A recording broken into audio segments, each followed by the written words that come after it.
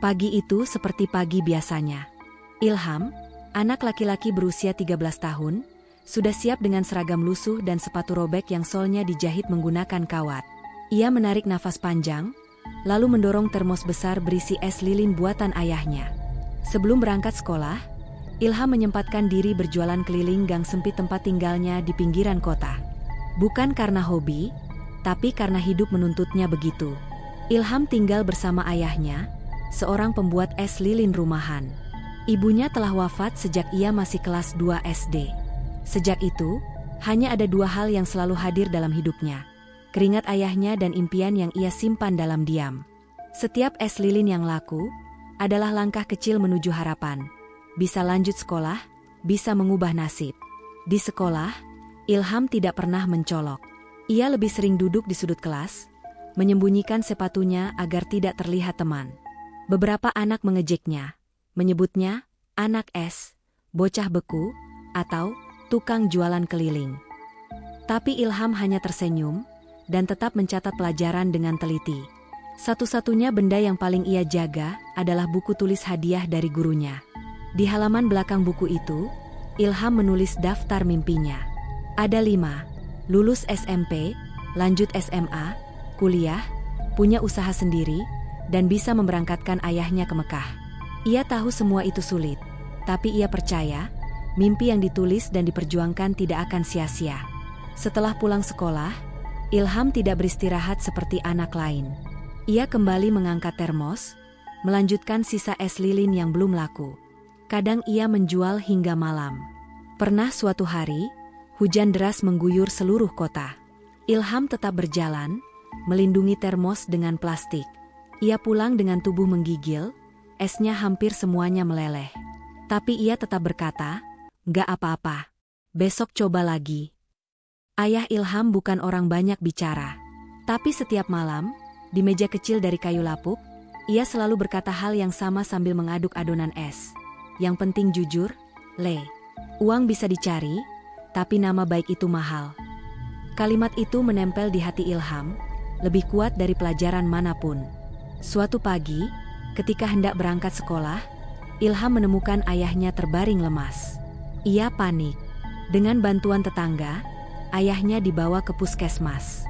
Kata dokter, kelelahan parah dan butuh istirahat total.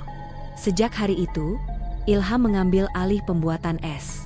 Ia bangun sebelum subuh, menyiapkan bahan, membungkus, membekukan, lalu menjual sendirian. Hari-harinya semakin berat. Tapi Ilham tidak mengeluh. Ia justru semakin gigih. Di waktu istirahat sekolah, ia diam-diam menulis resep es lilin baru, menggabungkan rasa susu dan kacang hijau, terinspirasi dari buku perpustakaan sekolah.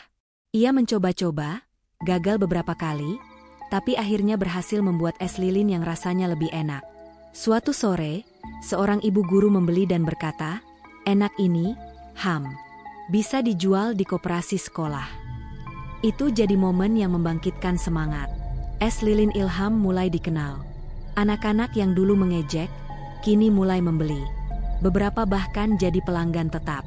Namun, bukan cerita Ilham jika semuanya lancar. Di suatu malam, sepulang berjualan, termos esnya dicuri.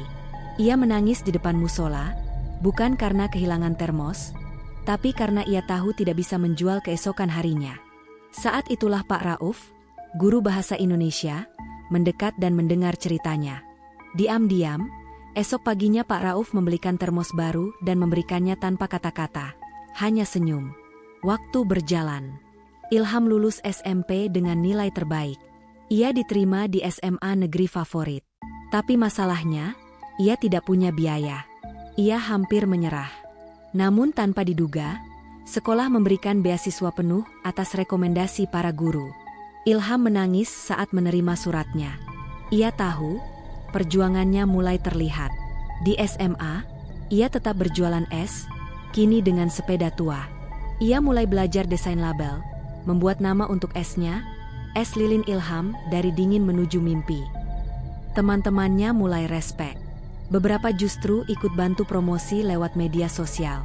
Prestasinya membuat sebuah universitas swasta terkenal menawarkannya beasiswa kuliah jurusan teknologi pangan. Ia belajar siang malam, mengerjakan tugas sambil tetap berjualan. Bahkan, saat dosen menyuruh membuat inovasi produk, Ilham memperkenalkan es lilin herbal yang akhirnya mendapat penghargaan dari kementerian. Setelah lulus, Ilham tidak buru-buru kerja kantoran. Ia memilih kembali ke kampung. Ia mengembangkan usahanya jadi UMKM lokal, merekrut tetangga pengangguran, ibu rumah tangga, hingga anak-anak putus sekolah. Usahanya bernama Lilin Ilham, dengan slogan, "Dari Jalanan Kejutaan Harapan". Esnya masuk minimarket. Ilham diundang ke berbagai seminar kewirausahaan. Tapi yang paling menyentuh, saat ia berdiri di depan SD tempat dulu ia diejek, dan berkata, "Dulu saya datang ke sekolah ini dengan sepatu robek dan tas sobek. Tapi saya datang hari ini untuk mengajak kalian bermimpi besar." Ia kemudian mempersembahkan penghargaan nasional wirausaha muda kepada ayahnya yang kini sudah renta. Di depan ratusan siswa, Ilham bersujud di kaki ayahnya dan berkata, "Saya bukan siapa-siapa tanpa tangan yang dulu membuatkan es untuk saya jual." Dan saat ia membuka museum kecil di kampungnya, ia memajang sepatu butut lamanya di kotak kaca. Di bawahnya tertulis, "Langkah kecil ini telah menempuh ribuan kilometer. Jangan remehkan awal yang sederhana." Cerita Ilham bukan kisah fiksi biasa. Ia adalah gambaran nyata dari ribuan anak Indonesia yang masih berjalan dengan sepatu sobek, tapi membawa mimpi sebesar langit.